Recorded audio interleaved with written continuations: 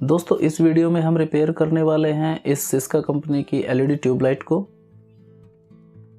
नमस्कार दोस्तों, मेरा नाम है अशोक और आप देख रहे हैं आपका अपना चैनल अशोका टेक। तो चलिए शुरू करते हैं। दोस्तों ये है सिस्का कंपनी की एक 18 वाट की ट्यूबलाइट। इसमें फॉल्ट ये है कि इस तरह से ये फ्लिकिंग करती रहती है। तो चलिए करते हैं इसको ओपन। ओपन करने के लिए सबसे पहले हमें इसके साइड कवर हटाने होंगे।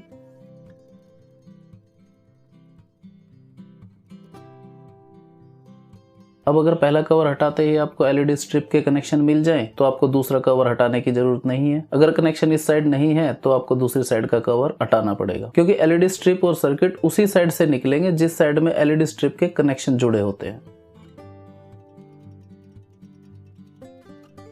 तो आपको ये एलईडी के कनेक्शन को पकड़कर खींचना है, जिससे कि एलईडी स्ट्रिप और सर्किट दोनों बाहर निकल आएंगे।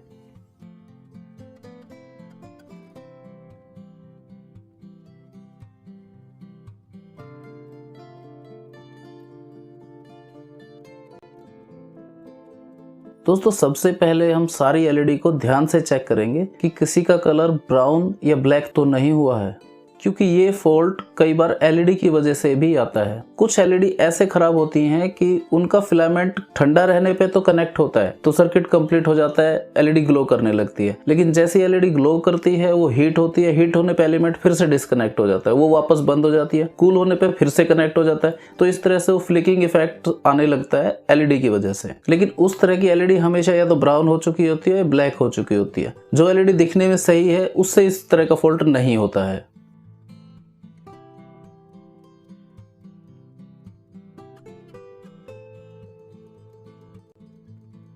तो सारी एलईडी हमने इसमें देख ली है। कोई भी एलईडी ना ब्राउन है ना ब्लैक है, सभी एकदम लाइट येलो कलर की हैं। अब देखते हैं सर्किट को। सर्किट में दोस्तों हमें देखना है कि कोई भी पार्ट डैमेज या बर्न तो नहीं है। एक बार हम सारे पार्ट्स को गौर से देख लेते हैं। जी नहीं, इसमें कोई भी पार्ट ना तो बर्न है, ना ही कोई फिल्टर कैपेसिटर फूला हुआ दिखाई दे रहा है। दोस्तों अगर ये ट्यूबलाइट बंद होती, बिल्कुल डेड होती, तो अलग तरीके से सर्किट की टेस्टिंग होती, जिसमें हम स्टार्टिंग से एसी वोल्ट को फॉलो करते हुए चलते हैं। लेकिन ये सर्किट चालू है, मतलब आउटपुट में सप्लाई बन भी रही है, लेकिन किसी वजह से रेगुलेट नहीं रह पा रही है। मतलब बनती है और वापस बंद हो जाती है, बनती है और वापस बंद हो जाती है, मतलब स्टेबल नहीं रह पा रही है। तो इस तरह के फॉल्ट में ज्यादातर आउटपुट के ही कुछ पार्ट्स होते हैं जो इसके लिए जिम्मेदार होते हैं। जैसे ये आउटपुट में लगा हुआ फिल्टर, एक यहाँ पे एक छोटा ये 1UF 63 वोल्ट का एक छोटा कैपेसिटर होता है, ये भी इसके लिए कई बार जिम्मेदार होता है, और मेन होता है ट्रांसफार्मर। तो इन 3-4 चीजों की वजह से ही ये प्रॉब्लम आती है। तो सबसे पहले हम मेन फिल्टर कैपेसिटर को चेक कर लेते हैं। हालांकि ये दिखने में ठीक दिख रहा है, लेकिन फिर भी हमें एक बार रिप्लेस करके इसको देखना चाहिए।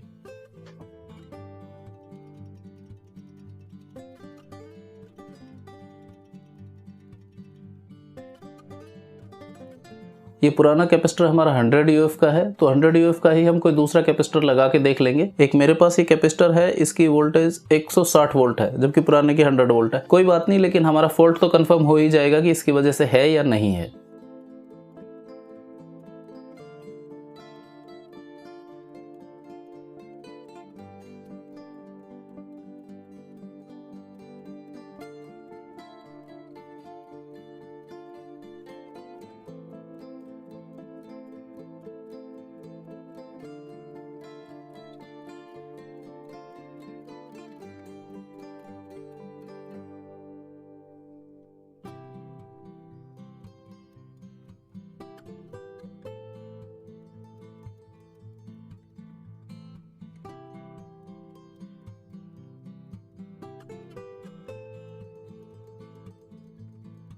नहीं दोस्तों, कोई फर्क नहीं पड़ा, अभी भी ये फ्लिक कर रही है।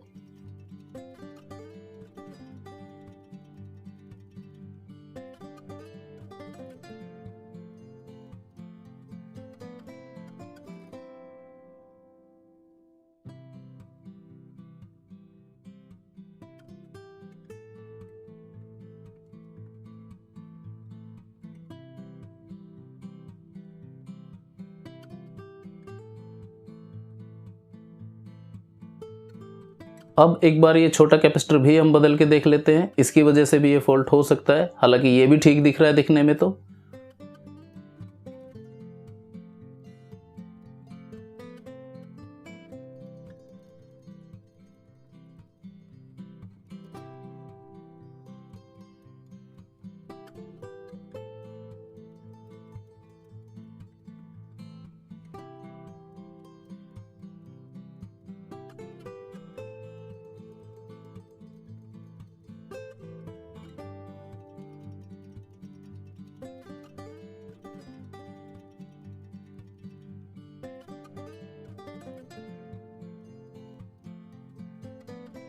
नहीं दोस्तों, इससे भी कोई फर्क नहीं पड़ा, अभी भी फॉल्ट वैसा का वैसा ही है।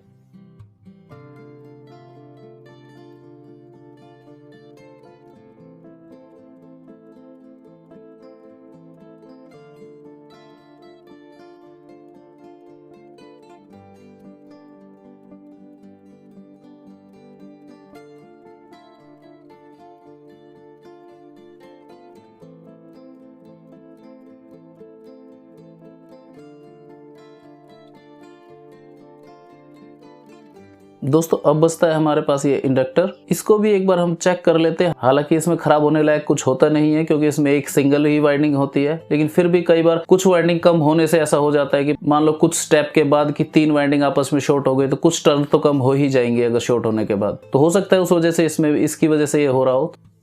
तो चलिए हम एक एलईडी बल्ब का ये सर्किट मेरे पास है, इसका चौक निकाल के इसमें लगा के देख लेते हैं।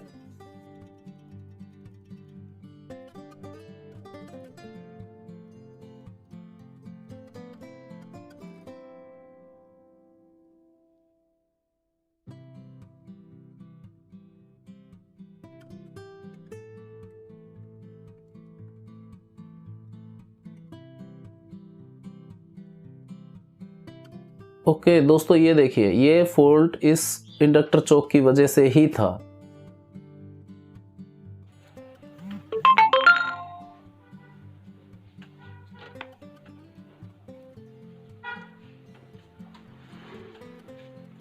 अभी हमारा फॉल्ट एकदम ठीक हो गया है। अब अगर हम पुराने चौक को देखें तो इसमें थोड़ा हीट होने के कुछ संकेत तो मिल रहे हैं, लेकिन ऐसा फॉल्ट बहुत ही कम होता है। इस सर्किट में ज्यादातर फॉल्ट आईसी से रिलेटेड ज्यादा आते हैं या फिर ये मेन फिल्टर कैपेसिटर बहुत ज्यादा खराब होता है, इसकी वजह से आते हैं। लेकिन कभी कभी ऐसे लीक से हटके भी फॉल्ट आ जाते हैं।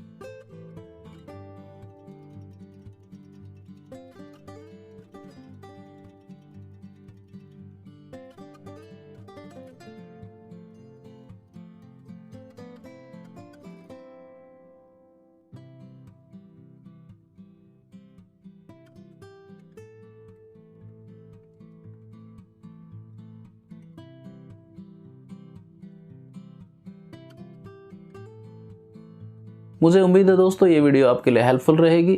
अगर ये वीडियो आपको पसंद आया तो प्लीज़ इसको व्हाट्सएप, फेसबुक पे अपने दोस्तों के साथ शेयर कीजिए और ऐसे ही और यूजफुल वीडियो देखने के लिए प्लीज़ हमारे चैनल को सब्सक्राइब जरूर कीजिए और साथ ही साथ बेल आइकन भी दबाइए ताकि आने वाले वीडियो की नोटिफिकेशन आपको सबसे पहले मिल सके। अच्छा दोस्तों, अगली वीडियो में आपसे फिर से मुलाकात होगी, तब तक के लिए जय हिंद, वंदे मातरम।